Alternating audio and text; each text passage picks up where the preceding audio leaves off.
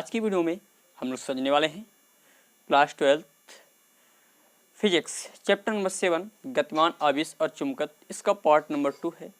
और इस पार्ट में हम लोग समझेंगे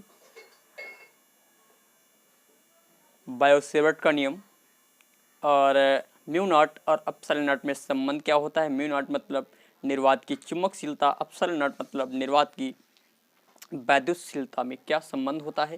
म्यू नॉट का मात्रक क्या होता है, म्यू नॉट का क्या मान होता है, और इन सभी की हम लोग चर्चा करेंगे।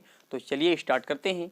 डालेंगे हेडिंग धारावाही चालक के लिए बायो-सेवर्ट का नियम। सीधे सीधे डालिएगा बायो-सेवर्ट का नियम क्या है। बायो-सेवर्ट का नियम, बायो-सेवर्ट का नियम क्या है तो देखते हैं। चलें, बायो-सेवर्ट का नियम, बायो-सेवर्ट का नियम,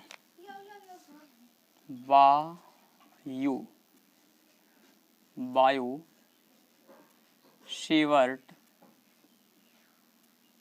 का नियम, बायो-सेवर्ट का नियम क्या है। बायो-सेवर्ट का नियम, बायो-सेवर्ट ने एक नियम दिया।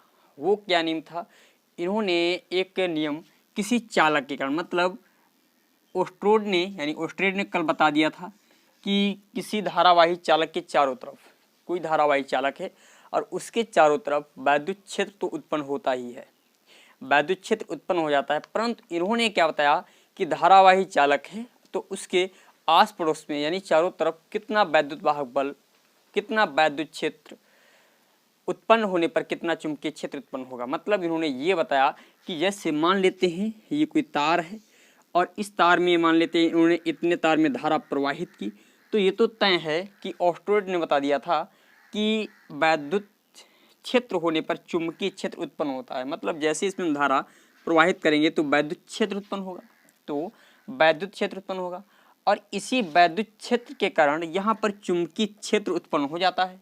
यहाँ पर क्या होता है, चुंबकीय क्षेत्र उत्पन्न हो जाता है। तो वो चुंबकीय क्षेत्र कितना उत्पन्न होता है, तो वो जो चुंबकीय क्षेत्र उत्पन्न होगा तो कितना चुंबकीय क्षेत्र उत्पन्न होता है, इसके बारे में किसने बताया, इसके बारे में जो बताया इन्होंने बायो-सेवर्ट जी ने इसके बारे में बताया। क्या बताया बायो-सेवर्ट जी ने, तो यही नियम है बायो-सेवर्ट का नियम। तो बायो-सेवर्ट ने क्या बताया, माना एक चालक, एक धारावाही चालक जिसकी लंबाई यल है, मान लेते हैं जिसकी लंबाई क्या है, यल है, और इसकी अल्पांश लंबाई यानी बहुत छोटे से भाग के लिए जिसकी लंबाई एल है और इसमें प्रवाहित होने वाली धारा क्या है, आई है। इस चालक में प्रवाहित होने वाली धारा क्या है, आई है। और इसकी अल्पांश यानी बहुत छोटी लंबाई डेल्टा एल से आर दूरी पर एक बिंदु P स्थित है, एक बिंदु P स्थित है जहां पर हमें चुंबकीय क्षेत्र ज्ञात करना है। तो इन्होंने क्या बताया कि ये कोई चुंबकीय क्षेत्र है। ब्लर हो रहा है क्या, दिक्कत आ रही है, मुझे लग रहा है कैमरे में। 2 मिनट के लिए रुकेंगे। ये कोई चालक है जिसकी लंबाई L है और इसकी अल्पांश लंबाई यानी इतने भाग के द्वारा R दूरी पर एक बिंदु स्थित है जिसका नाम P है। वहां पर हमें वैद्युत क्षेत्र की गणना करनी है, तो इन्होंने कुछ नियम दिए, उसको ज्ञात करने के इन्होंने कुछ नियम बताए। वो क्या नियम थे, और यहाँ पर जो थीटा एंगल बन रहा है तो इसके पहले इस चित्र को बनाएंगे और क्या लिखेंगे, बायो-सेवर्ट का नियम हेडिंग डाल करके, एक धारावाही चालक जिसकी लंबाई यल है, एक धारावाही चालक जिसकी लंबाई यल है और उस चालक की अल्पांश लंबाई डेल्टा एल, उस चालक की अल्पांश लंबाई डेल्टा एल से आर दूरी पर थीटा कोण बनाते हुए एक बिंदु P स्थित है, एक बिंदु P स्थित है जहां पर हमें वैद्युत क्षेत्र की गणना करनी है, जहां पर हमें वैद्युत क्षेत्र की गणना करनी है, लिखेंगे। तो इन्होंने बताया क्या, पहले नियम में बताया कि भैया ये मान लेते हैं जितनी ज़्यादा इसमें धारा प्रवाहित की, यहाँ पर जो वैद्युत क्षेत्र होगा, यदि मैं यहाँ पर तीव्र धारा प्रवाहित कर दूँ, बहुत तेजी से धारा यानी धारा को ज़्यादा प्रवाहित कर दूँ, यदि मैं यहाँ पर ज़्यादा धारा प्रवाहित करता हूँ तो क्या होता है, यहाँ पर वैद्युत क्षेत्र भी ज़्यादा हो जाता है। तो यहाँ पर वैद्युत क्षेत्र में बार बार बोल रहा हूँ, परंतु थोड़ा कंप्रोमाइज़ कर लेना। बी जहाँ पर लिखा जाएगा वहाँ पर चुंबकीय क्षेत्र होगा। यदि मैं गलती से वैद्युत क्षेत्र बोल जाऊँ तो उसे कंप्रोमाइज़ करके स्वयं ही एडिट कर लेना कि वहाँ पर वैद्युत क्षेत्र होगा। जहाँ पर बी लिखा हो, जहाँ पर ई लिख दिया जाए वहाँ पर हमारा वैद्युत क्षेत्र होगा, परंतु यहाँ पर बी लिखा है तो ये हमारा है चुंबकीय क्षेत्र। तो यहाँ पर चुंबकीय क्षेत्र इन्होंने क्या बताया कि भैया इस चालक में जितनी ज़्यादा धारा उत्पन्न होगी, जितनी ज़्यादा धारा हम प्रवाहित करेंगे, इस चालक में हम जितनी ज़्यादा धारा प्रवाहित करेंगे उतना ही क्या होगा, उतना ही वैद्युत क्षेत्र, चुंबकीय क्षेत्र यहाँ पर ज़्यादा होगा। मतलब धारा बढ़ाने से चुंबकीय क्षेत्र बढ़ता है, धारा को बढ़ा देने से चुंबकीय क्षेत्र क्या होता है, बढ़ जाता है। तो अर्थात हम ये कह सकते हैं जो बी प्रोपोर्शनल है किसके, आई के, यानी बी प्रोपोर्शनल। तो इसमें थ्योरी लिख लेंगे, एक धारावाही चालक जिसकी लंबाई L है, एक धारावाही चालक जिसकी लंबाई L है और उस चालक में प्रवाहित होने वाली धारा I है, उस चालक में प्रवाहित होने वाली धारा I है। इस चालक की अल्पांश लंबाई डेल्टा L से, इस चालक की अल्पांश लंबाई डेल्टा L से r दूरी पर थीटा कोण बनाते हुए एक बिंदु P स्थित है। थीटा कोण बनाते हुए एक बिंदु P स्थित है जहाँ पर हमें वैद्युत क्षेत्र की गणना करनी है, वैद्युत क्षेत्र की गणना करनी है। तो बायो-सेवर्ट के नियमानुसार, बायो-सेवर्ट के नियमानुसार, अब इसमें बायो-सेवर्ट के नियमानुसार क्या होगा, टेक्निकल इशू के कारण वीडियो को रोकना पड़ा था। अब देखते हैं, हम जो है कहाँ तक समझ चुके थे। मैंने बता दिया था कि इसकी जो पूर्ण रूप से थ्योरी आप लोगों को लिखवा दी थी। और अब वैद्युत क्षेत्र की तीव्रता, यानी वैद्युत क्षेत्र हमें बिंदु P पर फाइंड आउट करना है, वो वैद्युत क्षेत्र कितना होगा। तो इसकी चर्चा हम लोग कैसे करते हैं। बायो-सेवर्ट जी ने बताया कि यदि हम यहाँ पर धारा को ज़्यादा, यदि धारा का मान ज़्यादा कर दें तो यहाँ पर यदि हम वैद्युत क्षेत्र को मापते हैं तो देखने में आता है वैद्युत क्षेत्र भी हमारा बढ़ जाता है। पहले जितना था उतना से ज़्यादा हो गया, मतलब जैसे मैंने धारा बढ़ाई तो वैद्युत क्षेत्र भी बढ़ गया, धारा बढ़ाई तो वैद्युत क्षेत्र बढ़ गया। मैंने कहा धारा को घटा के देख लेते हैं, जब धारा को कम किया तो यहाँ पर वैद्युत क्षेत्र भी कम हो गया। मतलब ये है इनके बीच अच्छा खासा रिलेशन है। तो मतलब जो है जब इसको बढ़ा रहे हैं तो ये कम हो रहा है, जब इसको बढ़ा रहे हैं तो ये बढ़ रहा है, जब इसको बढ़ा रहे हैं तो ये बढ़ रहा है, और जब इसको बढ़ा रहे हैं तो ये बढ़ रहा है। मतलब दोनों के मध्य अनुपाती रिश्ता है, समानुपाती है, समान है। तो हम ये कह सकते हैं बी प्रोपोर्शनल जो है आई के, बी प्रोपोर्शनल जो आई, यानी बी प्रोपोर्शनल क्या है, आई, यानी वैद्युत क्षेत्र जो है प्रोपोर्शनल है धारा के। चुंबकीय क्षेत्र, अब देखिए उसके पश्चात इन्होंने क्या देखा, पहले इतनी, इस चालक की लंबाई इतनी ली और फिर चालक की लंबाई को इन्होंने क्या किया, बढ़ा दिया। जब चालक की लंबाई इन्होंने बढ़ा दी तो क्या हुआ, तो इन्होंने क्या देखा कि पहले इतनी, जब इतनी लंबाई के लिए निकाल रहे थे वैद्युत क्षेत्र, सिर्फ इतनी लंबाई के लिए, तो वैद्युत क्षेत्र का, चुंबकीय क्षेत्र में बार बार वैद्युत क्षेत्र बोल देता हूँ, थोड़ा माफ कर देना यार। मैं चुंबकीय क्षेत्र कहने की कोशिश करता हूँ, मेरे मुंह से वैद्युत क्षेत्र निकल जाता है बार बार। चुंबकीय क्षेत्र जब मैंने इतनी लंबाई ली तार की तब मापा तो कम था, जैसे मैंने लंबाई को बढ़ा दिया इतने भाई, जब वैद्युत क्षेत्र ज़्यादा हो जाएगा, ज़्यादा लंबाई का तार तो ज़्यादा वैद्युत क्षेत्र, जब ज़्यादा वैद्युत क्षेत्र तो ज़्यादा चुंबकीय क्षेत्र भी उत्पन्न होगा। जब ज़्यादा वैद्युत क्षेत्र उत्पन्न होगा तो उस समय ज़्यादा चुंबकीय क्षेत्र भी उत्पन्न होगा। अर्थात हम ये कह सकते हैं बी प्रोपोर्शनल, बी जो है प्रोपोर्शनल है डेल्टा एल के, यानी जितना ज़्यादा डेल्टा एल होगा उतना ज़्यादा चुंबकीय क्षेत्र होगा, जितना ज़्यादा डेल्टा एल उतना ही ज़्यादा चुंबकीय क्षेत्र होगा। और क्या देखा भैया, देखिए ये कोण अभी यहाँ पर 60-65 डिग्री का बन रहा है, तो यहाँ पर ये दूरी ज़्यादा है। अब मैं इसको बिल्कुल सीधे कर दूं, यानी 90 कर दूं, जब मैं कोण को 90 कर दूं तो देखिए ये दूरी कम हो जाती है, ये दूरी क्या होती है, कम हो जाती है। मतलब दूरी क्या हो गई, कम हो गई, और दूरी जैसे ही कम हुई तो वैद्युत क्षेत्र क्या होता है, बढ़ जाता है, वैद्युत क्षेत्र क्या होता है, बढ़ जाता है। मतलब यहाँ पर हम ये कह सकते हैं और देखिए यहाँ पर थीटा का मान बढ़ा है भाई, 60 से 90 हो गया। जैसे जैसे थीटा बढ़ा रहे हैं तो वैद्युत क्षेत्र का मान भी बढ़ रहा है।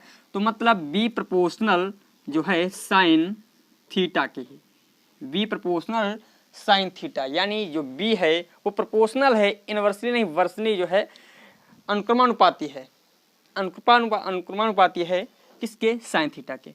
अब मैं यदि यहाँ पर दूरी मैंने यहाँ पर निकाला और यदि इसी दूरी को मैं यहाँ पर मान लूँ, ये बिंदु हमारा दूर हो जाए, तो जाहिर सी बात है इस पर ये तार में बहने वाली धारा या इस तार के द्वारा उत्पन्न वैद्युत क्षेत्र यहाँ पर रखे पिंड पर, यहाँ पर रखे कोई बिंदु आवेश पर या किसी कण पर कम बल लगाएगा, या यहाँ पर मैं कोई चुंबकीय सुई रख दूं तो उतना बल नहीं लगा पाएगा, उतना बल नहीं लगा पाएगा। इसका मतलब ये हुआ कि जैसे जैसे हम दूरी बढ़ा रहे हैं तो चुंबकीय क्षेत्र हमारा क्या हो रहा है, घट जा रहा है। जैसे ही हम दूरी को बढ़ा रहे हैं उसी प्रकार हमारा चुंबकीय क्षेत्र घट जा रहा है। तो मतलब बी जो हो गया इनवर्सली प्रोपोर्शनल हो गया आर के, परंतु यहाँ पर जो होता है स्क्वायर, बी इनवर्सली प्रोपोर्शनल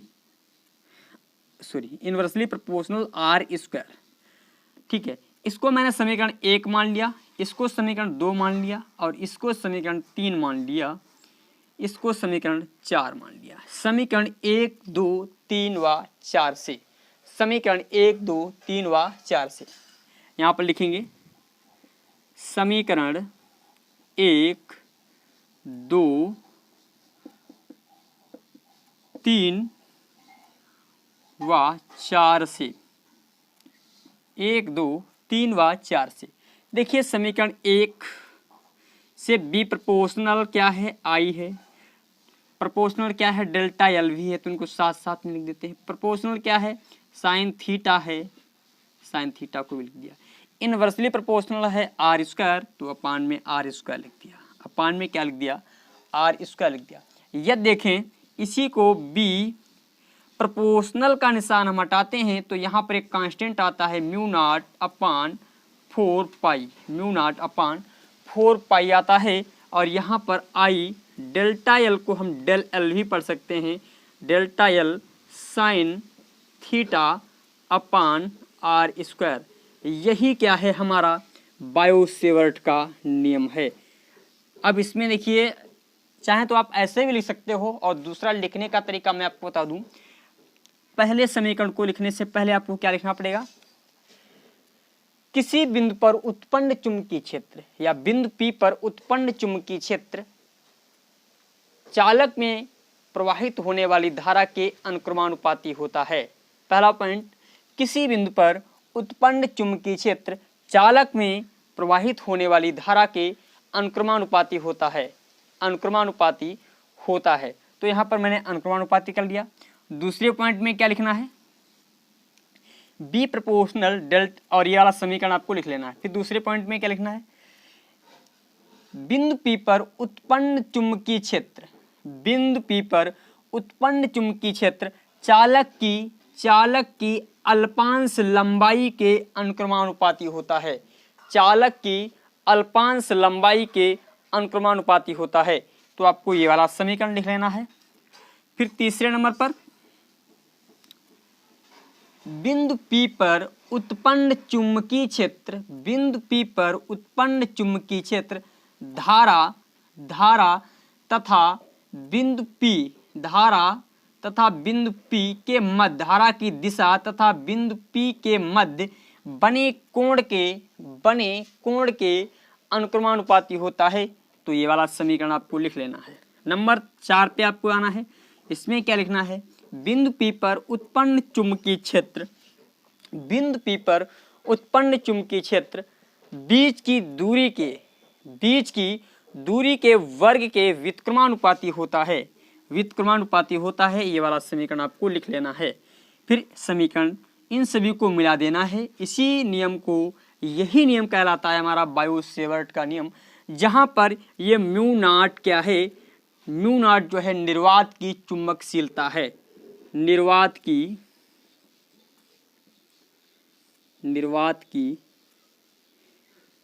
चुंबकशीलता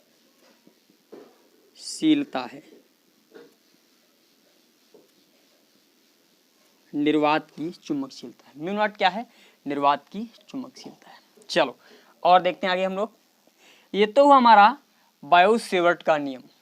इसके बाद कुछ चीज़ें हम लोगों को और समझनी है, जैसे म्यू नॉट का मात्रक क्या होता है, इसको हम लोग समझ लेते हैं पहले। यदि कहीं पर, और ध्यान रखिए ये जो म्यू नॉट का मात्रक मैं निकलवाने चल रहा हूँ, ये कई बार एग्जाम में पूछा भी गया है, और इसमें से ऑब्जेक्टिव क्वेश्चन प्रत्येक वर्ष 1 या 2 कम से कम जरूर पूछे जाते हैं। 1 या 2 ऑब्जेक्टिव क्वेश्चन प्रत्येक वर्ष इसमें से आते हैं। तो देखिए अभी मैंने फार्मूला क्या निकाला था, B बराबर था mu naught upon 4 pi I delta l sine theta upon r square, ये था। अब हमें निकालना किसका है, मात्रक म्यू नॉट का निकालना है।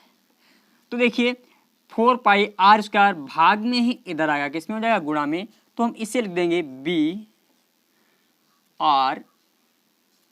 पाई r square, B 4 pi r square. यहाँ पर ऊपर हेडिंग डाल लेना बाय जो है म्यू नॉट का मात्रक, हेडिंग डाल लेना म्यू नॉट का मात्रक, अपान हो जाएगा बराबर में, यहाँ पर mu not I del L sine theta. हमें निकालना है म्यू नॉट का मात्रक, तो इसको हम क्या करेंगे, गुणा में ही इधर आएगा, भाग में हो जाएगा, तो यहाँ पर हो जाएगा बी।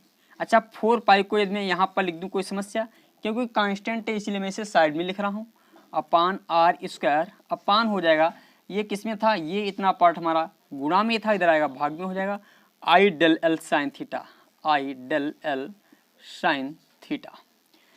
अब देखिए यहाँ पर पहले तो हम बी का मात्रक लिखना है। बी क्या है हमारा, बी क्या है, चुंबकीय क्षेत्र है।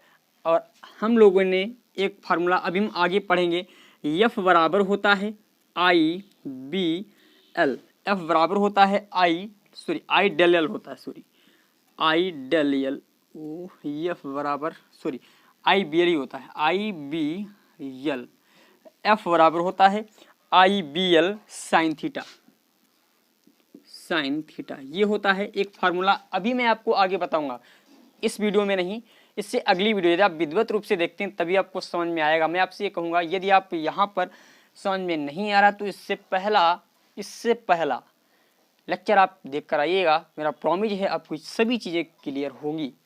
अब यहाँ से हम बी का मात्रक निकाल लेते हैं, बी का हम लोग क्या करते हैं, मात्रक निकाल लेते हैं।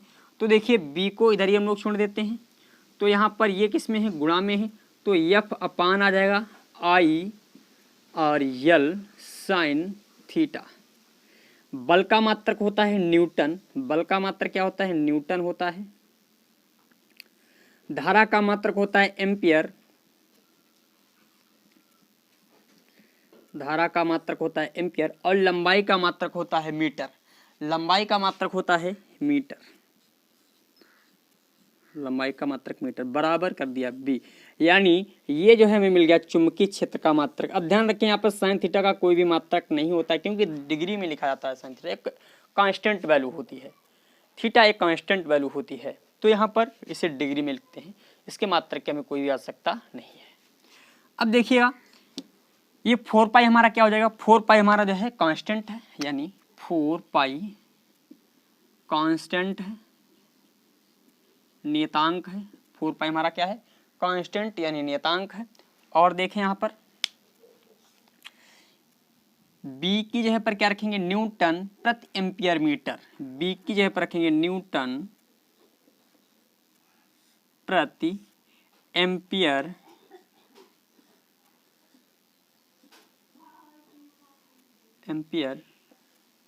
मीटर। इनटू में आर क्या है, आर का मतलब क्या है, आर एक दूरी ही होती है और दूरी का मात्रक होता है मीटर, दूरी का मात्रक होता है मीटर। तो यहाँ पर मैं कर देता हूँ मीटर स्क्वायर अपान धारा का मात्रक होता है एम्पियर, धारा का मात्रक होता है एम्पियर।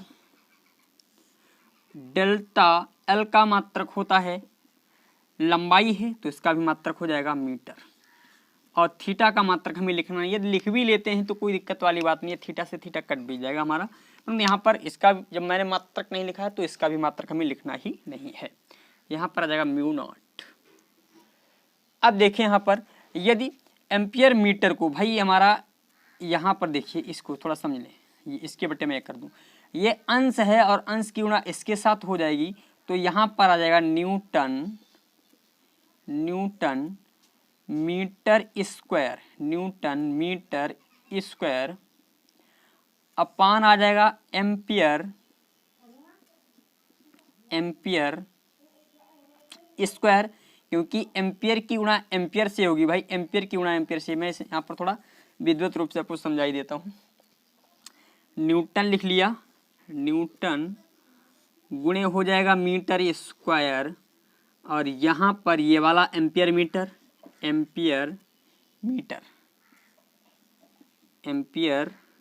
हो गया, और फिर गुणा कर देते हैं एम्पियर मीटर से, गुणा कर दी फिर एम्पियर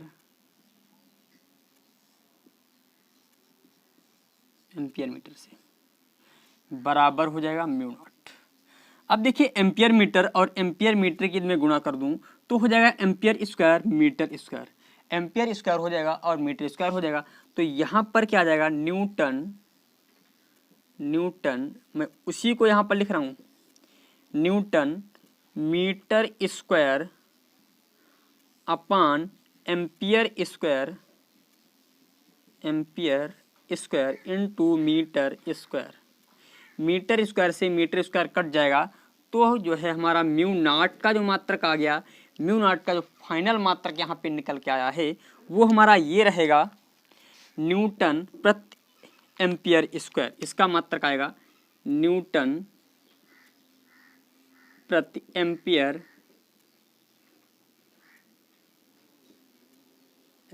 स्क्वायर। ये हमारा जो है इसका मात्रक है, न्यूटन प्रति एम्पियर स्क्वायर, न्यूटन प्रति एम्पियर स्क्वायर। ठीक है, ये हो गया इसका म्यू नॉट का मात्रक। तो हमारा म्यू नॉट है क्या, म्यू नॉट को मैं बता दूं, ये म्यू नॉट जो है निर्वात की चुंबकशीलता है, निर्वात की चुंबकशीलता,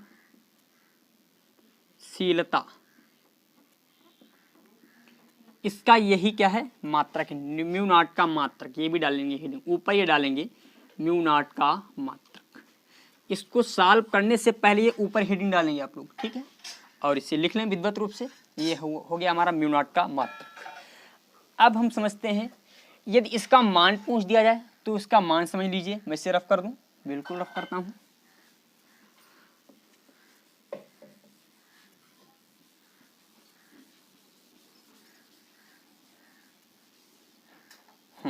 देखिए म्यू नॉट का मान, यदि म्यू नॉट का मान निकालना पड़ जाए तो कैसे निकालेंगे। देखिए म्यू नॉट का क्या मान होता है, मैं आपको बता दूं, म्यू नॉट अपान 4 पाई का जो मान होता है 10 की पावर माइनस 7 होता है। म्यू नॉट अपान 4 पाई का जो मान होता है 10 की पावर माइनस का 7 होता है। और इस हिसाब से यदि हमें केवल म्यू नॉट का मान निकालना पड़ जाए तो म्यू नॉट का जो मान आता है 4 पाई गुणे 10 की पावर माइनस का 7, 4 पाई गुणे 10 की पावर माइनस का 7। यदि मैं थोड़ा और कैलकुलेशन करना चाहूँ तो यहाँ पर म्यू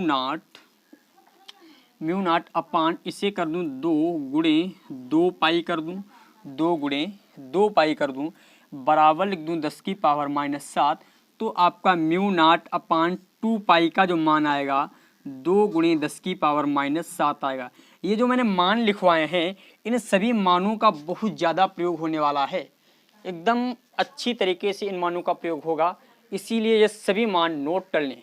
और इन सभी का मात्रक क्या होता है, न्यूटन प्रति एम्पियर स्क्वायर होता है। यहाँ पर भी यही होगा, यहाँ पर भी यही होगा, यहाँ पर भी यही होगा। ये इसके मान हुए और इसके मात्रक सहित। अब हम लोगों को ज्ञात करना है म्यू नॉट तथा अपसाइलन नॉट में संबंध क्या होता है। म्यू नॉट तथा अपसाइलन नॉट में क्या संबंध है, तो देखते हैं क्या संबंध होता है। इसे मैं रफ कर रहा हूं।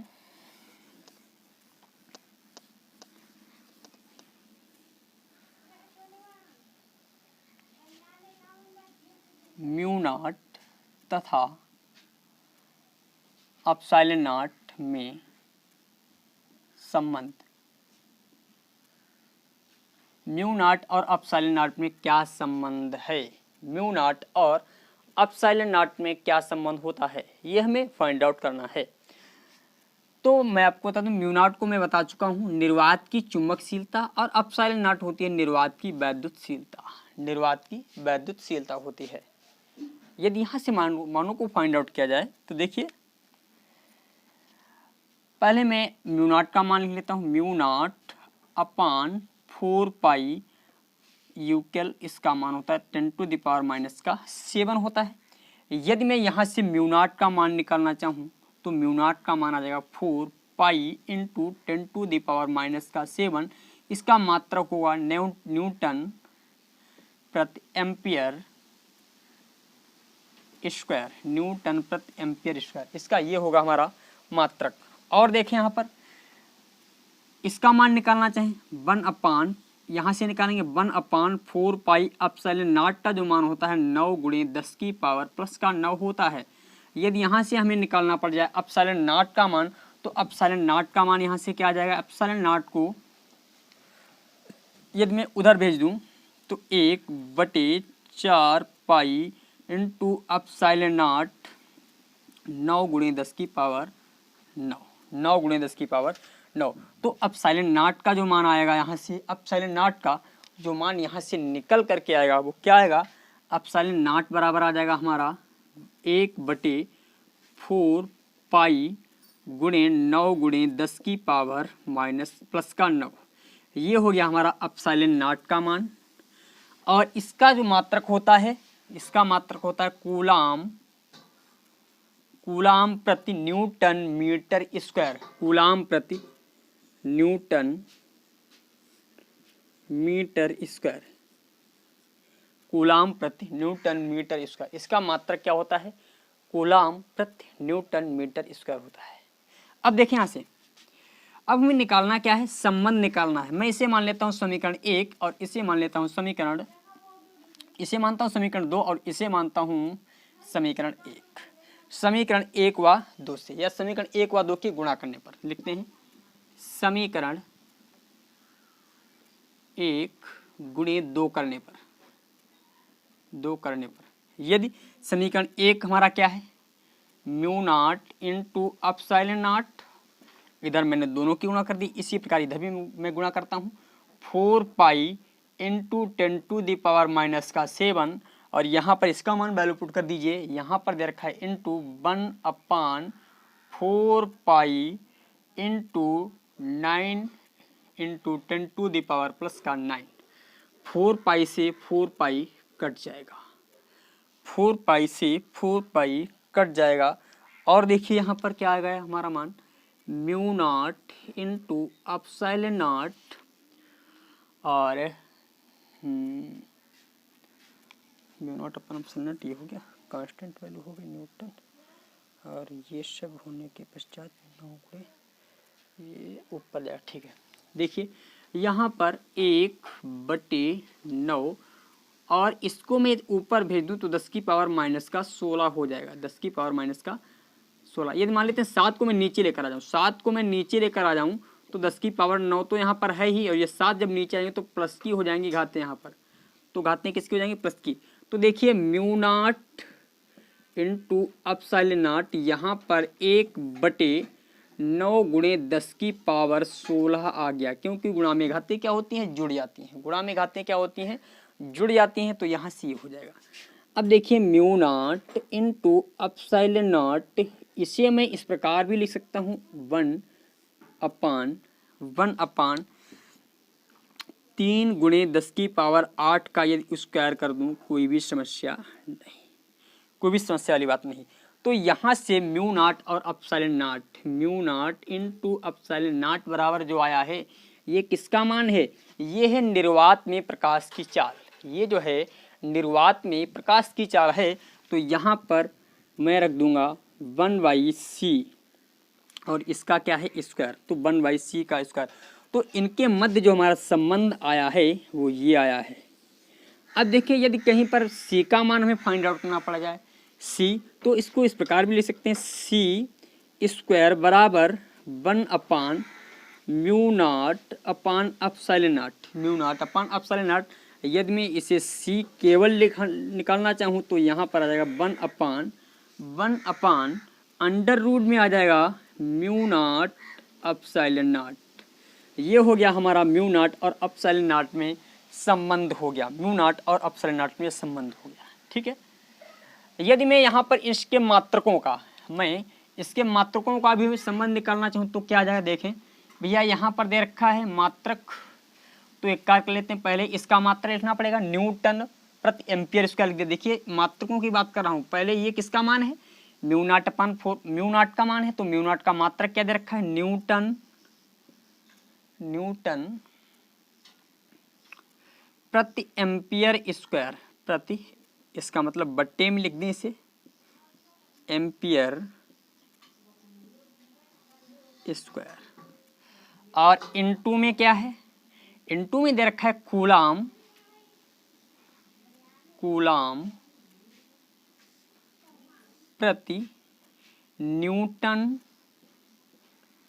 कूलाम प्रति न्यूटन मीटर स्क्वायर, कूलाम प्रति न्यूटन मीटर स्क्वायर। अब देखें यहाँ पर, अच्छा यहाँ पर एक जो मात्रक होता है आपका होता है न्यूटन कूलाम, ये हो गया कूलाम स्क्वायर होता है क्या, 2 मिनट के लिए, ये हो गया न्यूटन हो गया, यहाँ पर हो गया न्यूटन प्रति एम्पियर, कूलाम स्क्वायर होता है यहाँ पर जो इसका मात्रक होता है कूलाम स्क्वायर होता है।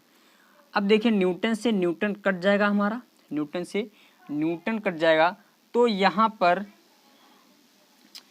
बच्चा क्या हमारा कूलाम स्क्वायर बच्चा, तो कूलाम स्क्वायर यानी Q बराबर होता है हमारा IT होता है, Q बराबर क्या होता है, IT होता है। I क्या है, हमारी धारा है, धारा का मात्रक होता है एम्पियर, और स्क्वायर है तो एम्पियर का स्क्वायर कर देंगे, एम्पियर का स्क्वायर, और T यानी सेकंड यानी समय है, तो इसमें भी हम लोग क्या कर देंगे, समय का स्क्वायर कर देंगे, सेकंड का स्क्वायर यानी सेकंड स्क्वायर कर देंगे, अपान क्या बचा हमारा, एम्पियर ये है, एम्पियर स्क्वायर लिख दिया, ampere square into metre square,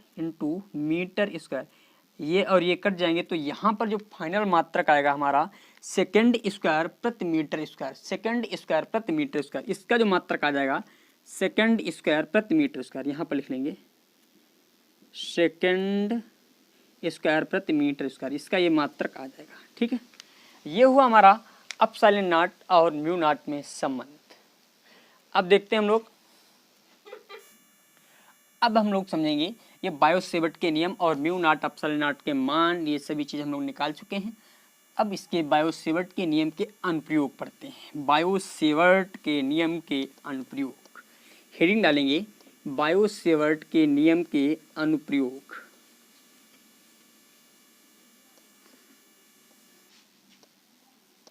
Biot-Savart के नियम के अनुप्रयोग,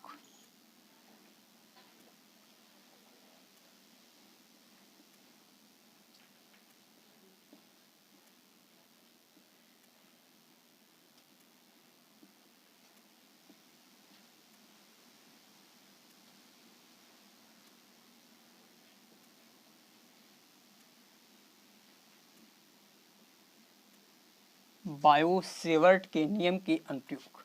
तो इनके अनुप्रयोग बहुत से हम लोग पढ़ेंगे, और इनमें से पहला अनुप्रयोग ये मैं लिखवा रहा हूँ आपका, बायो-सेवर्ट के नियम के अनुप्रयोगों में पहला अनुप्रयोग जो है आपका, किसी वृत्ताकार धारावाही चाप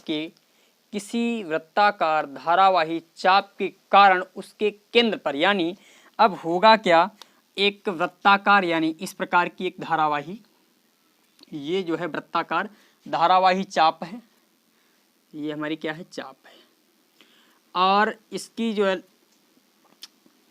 ये धारा, इसमें प्रवाहित होने वाली धारा I है, और इसके केंद्र पर, यानी इसके केंद्र, मान लेते हैं ये इसका केंद्र है, यहाँ पर हमें वैद्युत क्षेत्र की तीव्रता फाइंड आउट करनी है। इसकी जो लंबाई है वो पूर्ण लंबाई मान लेते हैं, दे रखी डेल्टा एल, मान लेते हैं डेल्टा एल, ये जो लंबाई दे रखी है डेल्टा एल। मैं सिर्फ बहुत लघुचाप के लिए बात कर रहा हूँ, ये पूर्ण रूप से निकालना चाहूँगा तो उससे भी निकाल सकता हूँ, थीटा के अनुसार। मैं आपको बताऊँगा कैसे निकालना है। तो देखिए, मान इसमें ये आप चित्र बनाएंगे और इसकी जो यहाँ से जो ये दूरी है यहाँ से यहाँ तक की और यहाँ से यहाँ तक, यानी ये त्रिज्या ही है, तो इसे मैं लिख दूंगा आर। इधर भी आर है, यहाँ भी आर है। अब देखिए, बायो-सेवर्ट के नियम में होता क्या है, बायो-सेवर्ट के नियम में एक क्रियाकलाप ये होता है, मैंने बताया था कि इसमें बीच की दूरी होनी चाहिए, तो बीच की दूरी है। अल्पांश यानी तार की लंबाई दी होनी चाहिए, तार की लंबाई भी है। प्रवाहित धारा होनी चाहिए, प्रवाहित धारा भी है। और क्या कहा गया था, धारा तथा उस बिंदु के मध्य एंगल होना चाहिए। धारा तथा उस बिंदु के मध्य एंगल होना चाहिए, यानी कोण का मान होना चाहिए। तो देखिए, धारा की दिशा ये है, धारा की दिशा है ये है, और यदि ये हम वृत्त पूर्ण रूप से इस प्रकार का खींच दें, ये मैंने वृत्त पूर्ण रूप से खींच दिया, और इसके केंद्र पर हमें वैद्युत क्षेत्र की तीव्रता ज्ञात करनी है, तो यहाँ पर मैं एक कोई लाइन खींच देता हूँ, और यहाँ पर जो धारा की दिशा होती है हमेशा स्पर्श टेंजेंट खींचते हैं। टेंजेंट मतलब स्पर्श रेखा खींच करके ही हम लोग फाइंड आउट करते हैं क्या दिशा है। तो यहाँ पर जो धारा की दिशा होगी वो इस प्रकार होगी, ये ऐसी, यानी ये धारा की दिशा हो गई हमारी, और ये बिंदु P हो गया। इनके मध्य जो कोण बन रहा है वो कितना बन रहा है, 90 डिग्री का बन रहा है। कितने का बन रहा है, 90 डिग्री का। अब यहाँ से समझे, कुछ थ्योरी लिखेंगे। एक वृत्ताकार धारावाही चालक, एक वृत्ताकार धारावाही चालक जिसकी वृत्ताकार धारावाही चालक PQ है, लिख लेना PQ है, जिसकी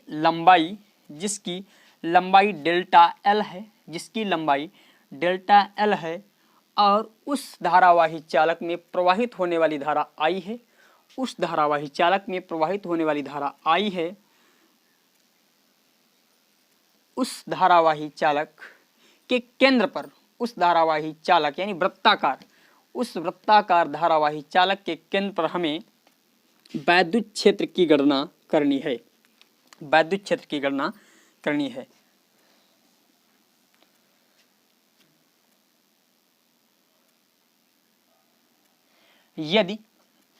यदि धारावाही चालक के कारण, यदि धारावाही चालक के कारण बिंदु P पर उत्पन्न चुंबकीय क्षेत्र P है, बिंदु P पर उत्पन्न चुंबकीय क्षेत्र B है, तो B प्रोपोर्शनल जो होगा भैया I डेल L के साइन थीटा के अपान R स्क्वायर। ये किसके अनुसार, ये बायो-सेवर्ट के नियमानुसार, बायो-सेवर्ट के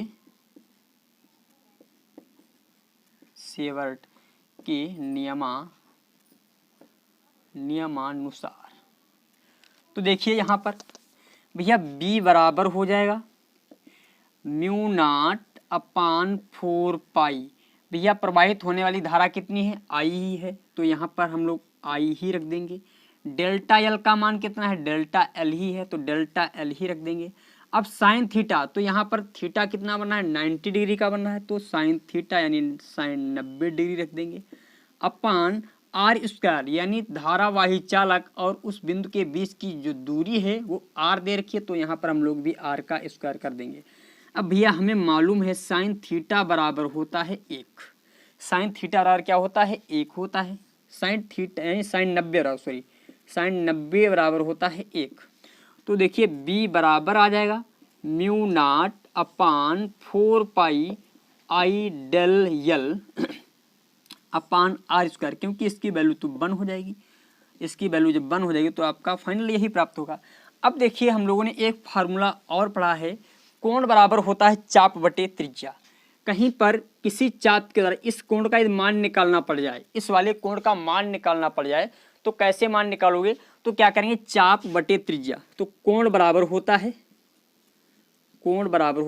चाप बटे त्रिज्या होता है, तो देखिए कोण हमारा मान लेते हैं यहाँ पर थीटा बन रहा है, तो कोण थीटा बराबर हो जाएगा चाप की जो लंबाई है डेल्टा L है, चाप की लंबाई जो है डेल्टा L है, त्रिज्या कितनी है, R है, त्रिज्या जो हमारी दे रखी है R। अब हमें क्या करना है, यहाँ पर डेल्टा L का मान फाइंड आउट करना है, तो भैया डेल्टा गुणे में चाप बटे त्रिज्या। अब हम लोग क्या करते हैं, डेल्टा L का मान निकालना है, तो भैया डेल्टा एल को हमने इधर ही छोड़ दिया, और ये आर किस में है, भाग में है, इधर आएगा किस में हो जाएगा, गुणा में हो जाएगा। तो थीटा इंटू आर आ जाएगा, यानी डेल्टा एल का जो मान आ गया हमारा, ये आ गया थीटा इंटू आर। और यही डेल्टा एल का मान मैं यहाँ पर वैल्यू पुट कर देता हूँ। तो देखिए यहाँ पर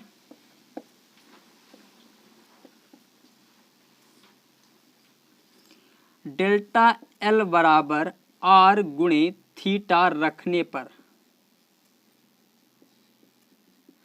तो बी बराबर आ जाएगा म्यू नॉट अपान 4 पाई आई, और डेल्टा एल की जगह पर r into theta upon r square.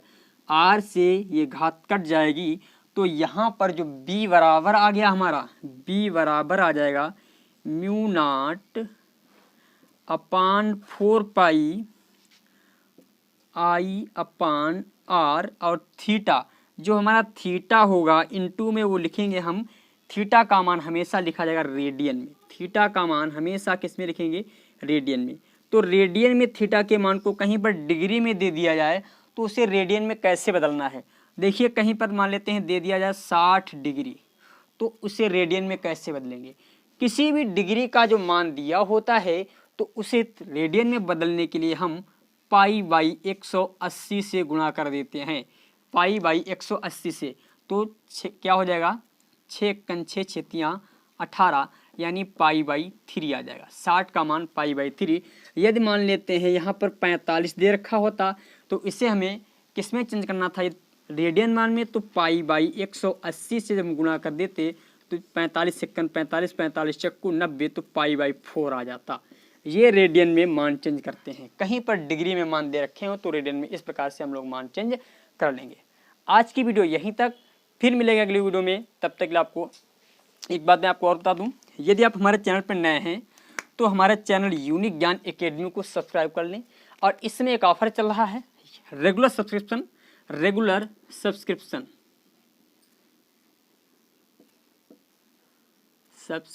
पर आपको क्या करना पड़ेगा, 1 सब्सक्राइबर यानी हमारे चैनल को सब्सक्राइब करना पड़ेगा स्वयं। इसके अतिरिक्त एक लाइक, एक कमेंट यदि आप करते हो और वो रेगुलर तरीके से प्रत्येक दिन आप वीडियो को देखते हो 1 घंटा, एक वीडियो को आप पूर्ण रूप से देखते हो, तो आपको जो है हैंड रिटन नोट्स मिलने वाले हैं। हैंड रिटन नोट्स वो भी बिल्कुल फ्री मिलने वाले हैं, कोई भी उसका शुल्क नहीं लिया जाएगा। यदि आप रेगुलर स्टूडेंट हैं, प्रत्येक दिन आप पढ़ने वाले स्टूडेंट हैं तो। और यदि आप रेगुलर स्टूडेंट नहीं हैं, आप किसी कारणवश नहीं पढ़ पा रहे हैं, तो उसके लिए मैं आपको बता दूं, फिजिक्स और केमिस्ट्री का जो हैंड रिटन नोट्स है, फिजिक्स और जो केमिस्ट्री का जो हैंड रिटन नोट्स है वो आपको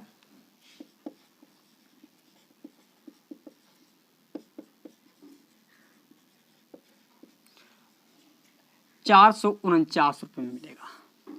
यदि आप केवल फिजिक्स का लेना चाहते हैं या केवल केमिस्ट्री का लेना चाहते हैं तो आपको 249 रुपये का पड़ेगा। यदि आप दोनों लेना चाहते हैं तो 449 रुपये के आपको नोट्स पड़ेंगे। आज की वीडियो यहीं तक, फिर मिलते हैं अगली वीडियो में। तब तक आपको नमस्कार, धन्यवाद, थैंक यू।